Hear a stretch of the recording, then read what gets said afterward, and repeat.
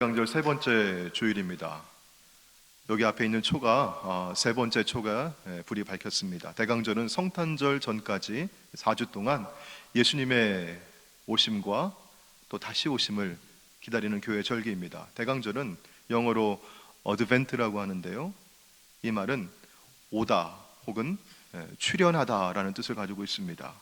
예전에 로마 황제가 새로 즉위하면 지방 도시들을 순시했습니다. 그때 사용되었던 용어인데요, 황제의 출현을 두고 His advent, 그가 오신다, 그분이 오신다, 이렇게 표현을 했습니다. 황제가 오면은 황제를 영접하기 위해서 그 지방과 그 도시는 굉장히 분주해집니다. 이때 마차를 타고 갔는데요, 마차가 지나가는 길을 잘 닦아 놓아야 합니다. 구불구불 굽어 있던 길이라고 한다면 곱게 펴야 하고, 울퉁불퉁 솟아있는 것이 있으면 깎아내고 다듬어야 합니다.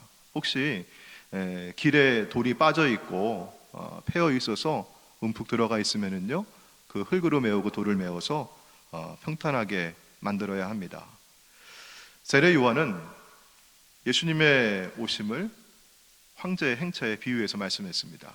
왜냐하면 예수님이 만왕의 왕이시고 만주의 주이시기 때문입니다. 누가복음 3장 4절과 5절에 있는 말씀인데요, 광야에서 외치는 자 누구입니까? 세례 요한이죠. 그가 뭐라고 외쳤습니까? 소리가 있어 이르되 너희는 백성들아 주의 길을 준비하라, 왕이 오신다. His advent, 왕이 오신다. 그의 오실 길을 곱게 하라. 모든 골짜기가 메워질 것이고 모든 산과 작은 산이 낮아지고 굽은 것은 곧아지고 험한 길이 평탄하여질 것이다, 이렇게 말씀했어요. 우리 역시 대강절을 지내면서 예수님이 다시 오심을 기다립니다. 먼저 주님은 우리 마음 가운데 주님이 오시는 길을 잘 닦고 준비하고 예비하기를 원하십니다. 여러분, 우리가 먼저 어떻게 해야 될까요? 그러면 그동안 살아오는 동안 우리가 지었던 죄를 주님 앞에 회개하고 얼룩진 마음을 예수님의 피로 깨끗이 씻어야 하겠습니다. 그리고 여러분, 우리가 길이 솟아나 있고 돌이 뾰족하게 나와 있는 것처럼 때로는 내 의지가, 내 교만이 솟아 있었다고 한다면 예수님의 겸손으로 다듬고 깎아내고 평탄하게 하시기를 원합니다. 세 번째는 우리가 때로는 남들과 비교하면서 나는 이게 부족한데, 이게 모자란데 열등감을 느끼거나 혹은 불안감으로 움푹 패여있는 마음의 상처가 있어요. 그 마음의 상처를 나를 위해 그 몸 주신 예수님의 은혜와 사랑으로 가득 메우고 채우고 다듬기를 원합니다. 또한 우리가 세상을 바라볼 때 때로는 어떻게 보았습니까? 곧게 보지 못하고 정직하게 보지 못하고 삐뚤게 보았던 관점, 시선이 있었습니다. 이것을 주님께서 은혜로 곱게 펴주시기를 기도합니다. 그래야만 주님이 오실 때 우리는 주님을 기쁨으로 영접할 수 있어요. 오늘 말씀을 시작하면서 한 가지 예화를 먼저 말씀드리려고 하는데요, 오래전에 한 신문에 보도가 되었던 사건이었습니다. 새벽 12시 한 15분경에 고속도로 위를 19살 먹은 소녀가 운전하며 달려갑니다. 이 소녀가 학교에서 공부를 하다 왔는지 혹은 일을 하다가 왔는지 그 늦은 시간에 피곤해서 운전을 하다가 그만 깜빡 졸음 운전을 했어요. 눈을 떠보니까 차가 오른쪽으로 기울고 가드레일을 들이받고 낭떠러지로 떨어지기 전에 바로 그 가드레일에 왼쪽 뒷바퀴가 걸려 있는 겁니다. 무게중심이 조금만 흔들리면 아래로 떨어질 것만 같았어요. 소녀는 너무나 무서워서 소리를 지릅니다. 마침 그 시간에 그때를 그 도로 위를 달리던 차들이 몇몇 있었습니다. 운전자들이 그 사고를 목격하고 내려서 자기들 차에 있는 로프를 가져다가 차에 뒤에 메어가지고 또 자기들 차에 고정시키고 손으로 잡고 차가 떨어지지 않도록 지탱하고 있었어요. 또 누군가 신고를 해가지고 다행히 소방차가 고가 사다리 차를 가지고 와서 이 다리 아래로 접근할 수가 있었습니다. 아래에서 사다리를 올려가지고 차가 떨어지지 않도록 지탱을 했고요. 또 견인차가 와가지고 체인으로 묶어서 차를 끄집어냅니다. 다행히 소녀는 많이 다치지 않고 안전하게 구조가 되었습니다. 처음 이 사고를 목격하고 사람들이 내려가지고 한 대여섯 명의 사람들이 그렇게 로프를 묶고 힘을 쓰고 노력을 했죠. 소방관이 왔습니다. 견인차 운전사가 왔습니다. 경찰들이 왔습니다. 한 25명 정도 되는 사람들이 한 2시간 반 정도 땀 흘리면서 그 소녀를 안전하게 구조하기 위해 애를 썼습니다. 구조 후에 한 신문사 기자가 소방관에게 이 소녀가 어때요? 이렇게 몸의 상태를 물었습니다. 괜찮습니다. 큰 부상이 다행히 없습니다. 근데 참 재미있게 이 소녀가 이런 말을 계속 하네요. I will do it myself. 나 혼자 할 수 있어요. 사람들이 지금 다 2시간 반 동안 그렇게 자기 구조하기 위해서 뭐 밧줄로 묶고 사다리 올리고 견인차를 끌고 그렇게 애를 썼는데 이 소녀가 한 일은 뭐예요? 차 안에서 무서워가지고 소리 지른 것밖에 없어요. 그런데 뭐라고 해요? 차에서 내리면서 I'll do it myself. 나 혼자 할 수 있어요. 나 혼자 할 수 있어요. 그러는 거죠. 그래서 이 소방관이 다치지 않아서 다행이긴 한데 참 우습더라고요. 자기 혼자 계속 할 수 있다고 얘기합니다. 자, 근데 우리 살면서 여러분, 우리가 얼마나 나 혼자 할 수 있어요. 나 혼자 할 수 있어요. 이런 말을 자주 하면서 내 힘과 능력으로 세상을 살아가고 있다고 여길 때가 많이 있는지요. 소망을 우리 자신에게 두고 있는 것이죠. 자신의 노력이나 지혜와 경험에 소망을 두고 살아가다 보면 어느 순간 우리도 다리 끝에 매달린 자신을 보게 될 것입니다. 자기 힘으로 스스로 문제를 풀어보려고 하지만 이내 곧 실망하고 맙니다. 우리가 믿는 하나님은 어떠한 하나님이신가요? 언제나 우리 곁에서 우리와 함께 하시면서 또 우리와 함께 일하시기를 원하시고 기뻐하시는 하나님이십니다. 이제 이 하나님 앞에서 나 혼자 할 수 있다고요. 나 혼자 할 수 있어요. 이렇게 말하기보다는 하나님께서 나와 함께 하시고 또 나를 통해서 무엇을 이루시고자 원하시는지 하나님께 묻고 기도하고 주의 손잡고 의지하는 저와 여러분 되시기를 축원합니다. 우리는 소망이라고 하는 말을 자주 쓰기도 하지요. 새해 소망이 무엇입니까? 묻기도 하고 저의 소망은요 이러이러한 것입니다 말하기도 합니다.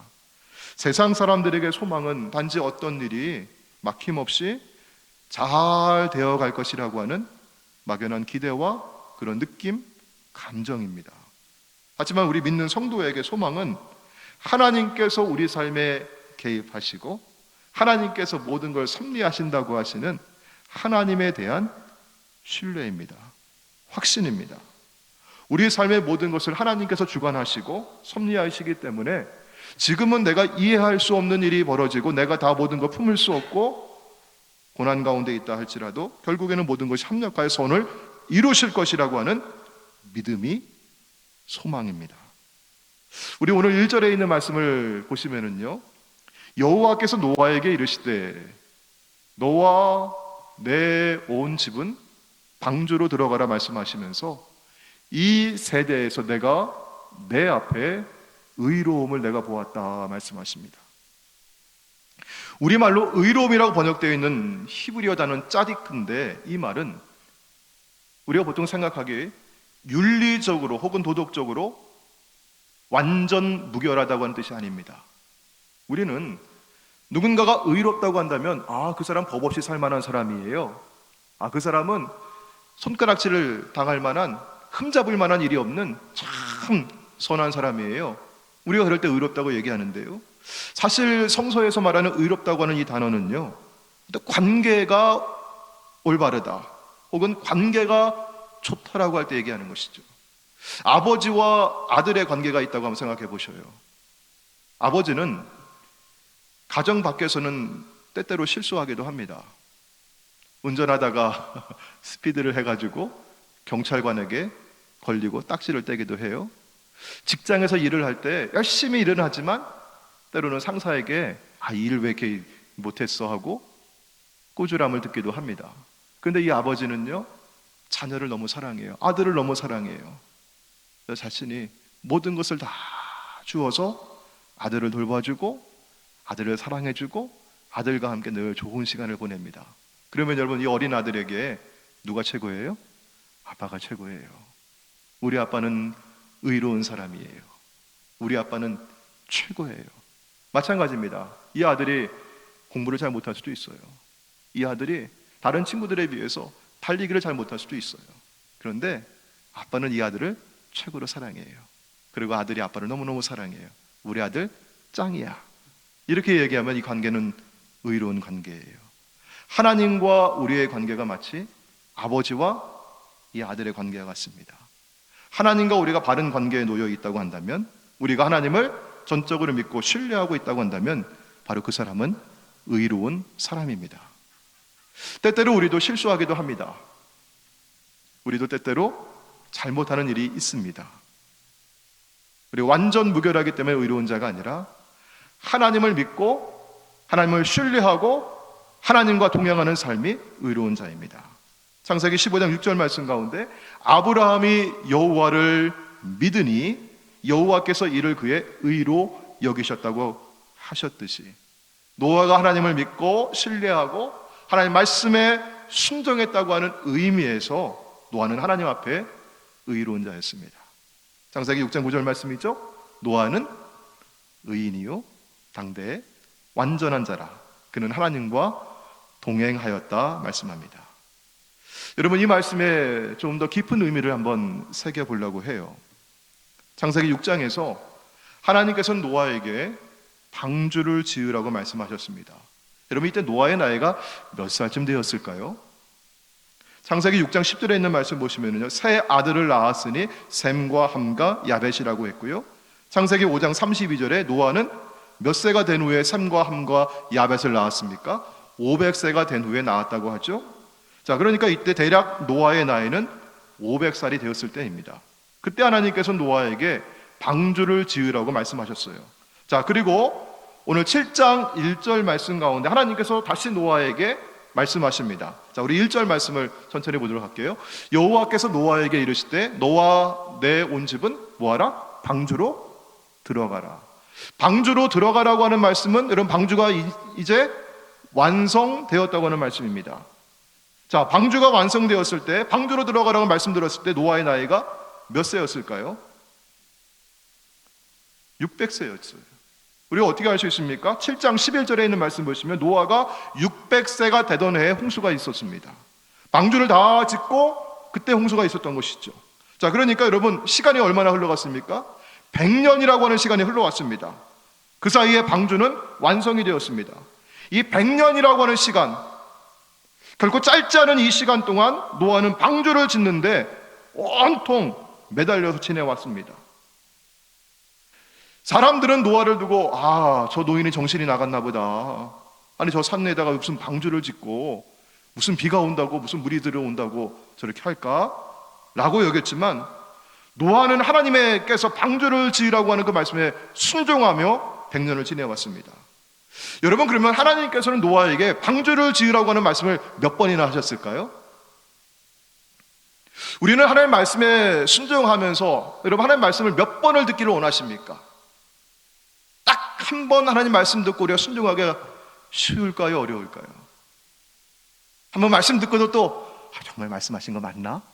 이런 마음 들기도 하고, 다시 또 확인해 주기를 바라기도 하고, 또 말씀 들어도 또 거듭 말씀 들어도 또 헷갈리고 또 왔다 갔다 하고, 그게 우리들 마음인데 노아는요 100년 동안 딱 한 번 하나님 말씀 듣고 그 말씀대로 순종했어요. 딱 한 번뿐이었지만 그 한 번의 명령으로 자신의 인생을 통째로 하나님 앞에 드렸고 100년간 말씀 붙잡고 순종을 지속했습니다. 과연 노아가 그렇게 할 수 있었던 이유가 무엇이었을까? 무엇이 노아로 하여금 그렇게 100년 동안 흔들리지 아니하고 말씀 붙잡고 순종을 지속할 수 있게 했을까? 물론 어떤 분들은 노아는요 그런 사람이었어요. 원래 노아는 의지가 강한 사람입니다. 결단력이 있는 사람입니다. 노아는 굉장히 굳센 사람입니다. 그의 개인적인 자질과 결단과 능력을 얘기할지 모르겠어요. 노아가 자신의 남은 온 생애를 바쳐서, 여러분 1, 2년도 아니에요. 10년, 20년도 아니에요. 100년이나 방주를 짓는데 매달려 올 수 있었던 것은 자신으로부터 나오는 것이 아니었습니다. 딱 한 번뿐이었지만 내게 말씀하신 하나님, 그분에 대한 믿음에서 나온 것이었습니다. 여러분 믿음의 장이라고 하죠. 히브리서 11장에 보시면 노아에 관한 이런 말씀을 합니다. 자, 히브리서 11장 6절과 7절이에요. 우리 화면을 보시면서 천천히 한번 같이 한번 읽어볼까요? 자, 시작. 믿음이 없이는 하나님을 기쁘시게 하지 못하나니 하나님께 나아가는 자는 반드시 그가 계신 것과 또한 그가 자기를 찾는 자들에게 상 주시는 이심을 믿어야 할지니라. 믿음으로 노아는 아직 보이지 않는 일에 경고하심을 받아 경외함으로 방주를 준비하여 그 집을 구원하였으니 이로 말미암아 세상을 정죄하고 믿음을 따르는 의의 상속자가 되었느니라. 아멘. 여러분 무엇으로요? 믿음으로. 그리고 여호와를 믿으니 이를 그의 의로 여기셨다는 말씀과 같이 맨 밑에 줄에 보시니까 믿음을 따르는 의라고 했죠. 의는 여러분 무엇을 따라갑니까? 믿음을 따라갑니다. 노아는 자신에게 말씀하신 분이 온 우주 만물을 다 지으시고 섭리하시고 주관하시는 하나님이심을 믿었습니다. 그 믿음이 있었기 때문에 자신의 남은 생의 100년을 하나님 말씀에 순종하며 그분께 드릴 수 있었습니다. 이렇게 노아를 부르시고 노아에게 말씀하신 하나님은 믿음의 사람 노아와 함께 일하기를 기뻐하십니다. 노아가 하나님께서 명령하신 데 다 준행했다고 했죠. 우리 7절에 있는 말씀과 같이 자 한번 보시면은요, 노아는 아들들과 아내와 며느리들과 함께 홍수를 피하여 방주에 들어갔다. 이런 방주에 들어갔다는 거 한번 밑줄 치시고 머릿속에 한번 기억해 보시길 바랍니다. 방주에 들어갔다. 그 다음에 벌어진 일이 무엇일까요? 자, 8절과 9절 말씀 보시면은요, 자, 무엇이 나옵니까? 짐승들이, 가축들이 나와서 노아에게 나오고 방주로 들어갔다. 방주로 들어갔다고 또 있죠. 거기다 한번 또 밑줄 치시고 여러분이 마음속에 기억해 보시길 바랍니다. 여러분 순서가 어떻게 될까요? 만일 양치기가 들에서 양을 치다가 가축을, 양을 우리 안에 드린다고 한다면, 목장으로 드린다고 한다면 여러분 어떻게 할까요? 목자가 먼저 들어와서 발 씻고 손 씻고 밥 먹고 있으면 양들이 알아서 다 들어올까요? 아니면 목자가 이 목동이 밖에서 다 양들을 들여보내고 자기가 들어가서 문을 닫을까요? 어떻게 하는 거죠? 다 들여보내고 그 다음에 자기 들어와서 문 닫는 것이죠. 근데 여기 보시니까 자, 먼저 누가 들어가서 순서를 보시니까 노아와 그의 가족들이 다 들어가고 그 다음에 누가 들어갔어요? 가축들이 나와 들어갔습니다. 자, 그러면 노아와 그의 가족들이 이미 다 방주에 들어와 있는데 어떻게 이 동물들을 방주 안으로 들일 수가 있었을까? 방주 바깥에서 누군가가 이 일을 해주었다고 하는 것입니다. 누가 하신 일이었을까요? 하나님께서 해주신 일이었어요. 동물들을 방주로 들인 것은 노아가 한 일이 아니었습니다. 만약 노아가 하나님 나 혼자 할 수 있어요 라고 자기 혼자 힘으로 각 동물들을 그 쌍씩 다 모아가지고 드리려고 했다고 한다면 아마 많은 동물들이 구원받지 못하고 멸망당했을 거예요, 홍수에. 왜냐하면 노아가 그 모든 동물들을 다 기억하지도 못했을 것이고 세계 곳곳에 다니면서 그 동물들을 다 불러 모아 올 수도 없었을 겁니다. 이 일은 하나님께서 하셨어요. 하나님께서 밖에 동물들을 다 불러 모아 주셨고 방주 안으로 데리고 들이셨습니다. 이걸 두고 성경은 뭐라고 말씀하셔요? 우리 5절 말씀 보시는 것처럼 노아가 여호와께서 자기에게 명하신 대로 다 준행하였다고 말씀하는 거예요. 하나님께서 하신 일을 두고 하나님께서 명령하신 대로 노아가 다 준행했다고 말씀하는데 성경은 하나님께서 우리가 뭔가를 말씀하여 주실 때 우리가 그 무언가를 다 해낸 결과를 보고 하나님께서 너 순종했구나, 너 참 잘했구나, 너 내가 명령한 대로 다 준행했구나, 그렇게 말씀하시는 것이 아니라는 것이에요. 우리가 나 혼자 모든 일을 다 할 수가 없다고 하는 것입니다. 우리는 나에게 말씀하시는 하나님을 믿고 그 말씀에 순종할 때 내 힘이 닿지 않는 것도, 내가 할 수 없는 것도 하나님께서 나를 대신하여 일하여 주시고 역사해 주셔서 이루시는데, 그걸 두고 하나님 뭐라고 말씀해 주시는 거예요? 야, 아들아, 딸아, 잘했다, 네가 했다, 이렇게 말씀해 주시는 겁니다. 우리 어렸을 때, 아이들이 어렸을 때요, 조립식 장난감 그거 만드는 일을 하는데 애들이 열심히 만들려고 하지만 이게 잘 안 될 때가 있어요. 그러면 아빠가 옆에 가지고 그렇게 만들어줘요. 그런데 아빠가 뭐라 그래요? 야, 이 녀석아, 이것도 하나 못하냐? 이거 봐라, 아빠가 잘했지, 아빠가 다 했지. 그렇게 얘기하는 아빠가 어디 있어요? 뭐라고 얘기해요? 야, 우리 아들 장하네? 우리 아들 잘하네? 사실은 아빠가 많이 다 해줬는데 뭐라 그래요? 야, 우리 아들이 최고네, 잘한다 우리 아들아. 엄마하고 딸하고 부엌에서 요리를 하면서 딸아이가 뭐 이렇게 뭘 할 수 있겠어요? 어린 딸아이가 엄마가 다 간을 봐주고 다 요리를 해주면서도 뭐라 그래요? 아유, 우리 딸 잘하네, 언제 이렇게 커가지고 이렇게 요리를 잘해, 이제 금방 시집 가도 되겠네, 그렇게 얘기하는 게 부모예요. 하나님이 그와 같습니다. 내가 모든 걸 다 하는 것이 아니라 하나님께서 해주시는 일인데 하나님께서 우리가 했다고 인정해 주셔요.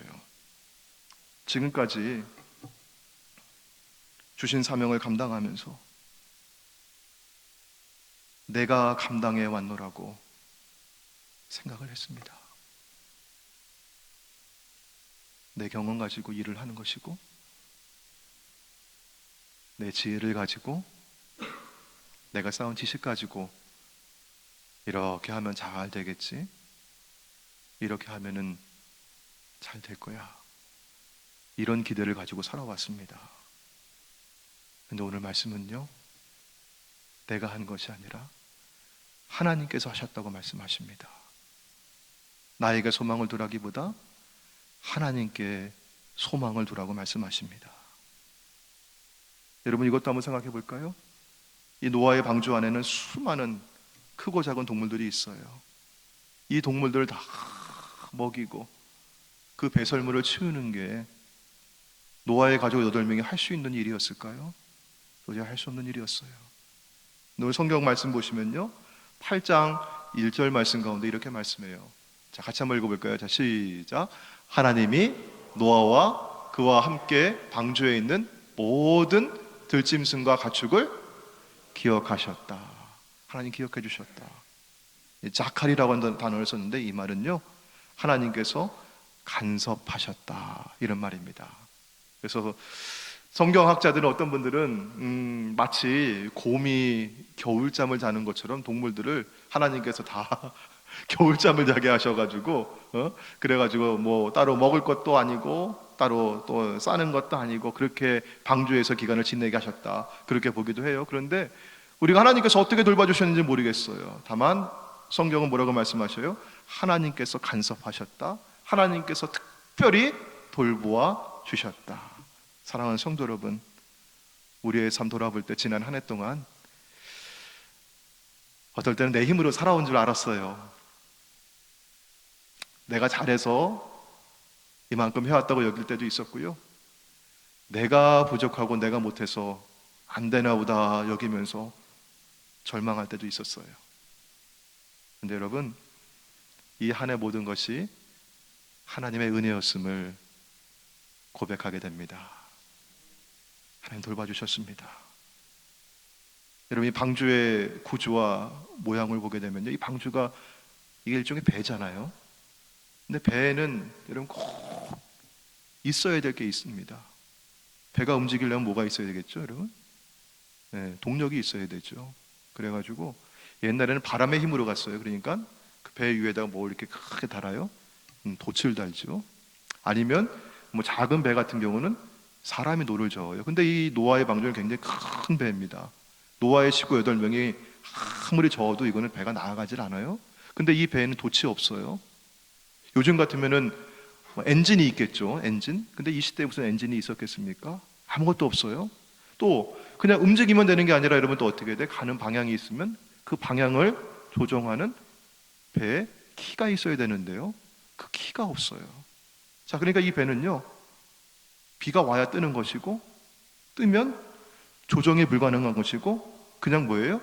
물결이 흘러가는 대로 그냥 떠다니는 배입니다. 여러분, 이 방주를 누가 조정하시고 누가 이 방주를 움직이셨을까요? 하나님이 하신 일입니다. 사랑하는 성도 여러분, 나의 삶을 내가 움직이고 내 삶의 방향을 내가 조정한다고 여기며 살아왔던 날들이 있었죠. 이제는 우리가 하나님께 소망을 두시고 다시 오시는 예수 그리스도에게 우리의 소망을 두시고 주님께 내 인생의 길을 맡겨드리기를 주의 이름으로 축원합니다. 그래야만 나보다 나를 더 잘 아시는 주님께